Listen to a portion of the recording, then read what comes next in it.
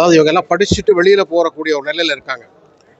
சில பேருக்கு மேலே படிக்கணும்னு வாய்ப்பு ஆசை இருக்கும், சில பேருக்கு வந்து வேலைக்கு வாய்ப்புன்னு வாய்ப்பு இருக்கும், சில பேர் வேலை வாய்ப்பு கிடைக்கலன்னா என்ன பண்ணுறதுங்கிற ஒரு கவலையும் இருக்கும். நம்ம இந்த செமினாரில் குறிப்பாக சொன்ன செய்தி என்ன அப்படின்னா, நீங்கள் என்ன வேலை விரும்புகிறீங்களோ அது கிடைக்கட்டும், எந்த வேலை படிக்கணும் அதெல்லாம் படிக்கட்டும், ஆனால் ரெண்டும் இல்லைன்னா நீங்கள் கவலைப்பட வேண்டிய அவசியம் இல்லை.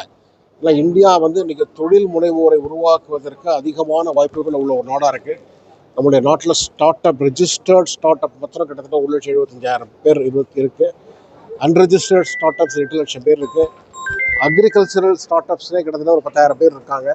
அதனால் நீங்கள் வந்து வெறும் 3ஆவதாக மேலே படிக்கிறது, வேலைக்கு போகிறத தவிர 3ஆவதாக மிகப்பெரிய வாய்ப்பு உங்கள் கதவை தட்டி கொண்டிருக்கிறது. அதை இன்றைக்கி முழுமையாக பயன்படுத்திக் கொள்ள வேண்டுங்கிற மெசேஜ் தான் அந்த 2 நாளில் ஸ்டூடெண்ட்ஸுக்கு நிறைய சொன்னோம். அவங்க வந்து கேட்டுக்கொண்டாங்க. இந்தியாவோட பல சிறப்புகள் சார் கேட்ட மாதிரி கோல்டு நம்மள்கிட்ட எவ்வளோ இருக்குங்கிற சொன்னால் 25,000 30,000 டன் வரைக்கும் இருக்குது. அதனுடைய வேல்யூ போட்டிங்கன்னா $4 trillion. நம்மளுடைய இந்தியாவோட மொத்த கடனே $700 பில்லியன் தான். ஒரு 20 நம்மள்கிட்ட உள்ள ஒரு 20% கோலை விற்றோன்னா இந்தியாவோட மொத்த கடனுமே அடைச்சிடலாம். அந்த அளவுக்கு வெளியில் தெரியாத மிக வலிமையான பொருளாதாரம் இது. இந்த மாதிரி நிறைய ஸ்டாட்டிஸ்டிக்ஸை அவங்களுக்கு அந்த பசங்களுக்கு வந்து ஒரு நம்பிக்கை ஊட்டணும் அப்படிங்கிற விஷயத்தில் நிறைய விஷயங்கள் சொல்லியிருக்கோம். இது ஒரு தொடர் முயற்சியாக இருக்கும். தமிழ்நாடு முழுக்க இந்த விஷயத்தை கொண்டு போகிறதுக்கு ஏற்பாடு.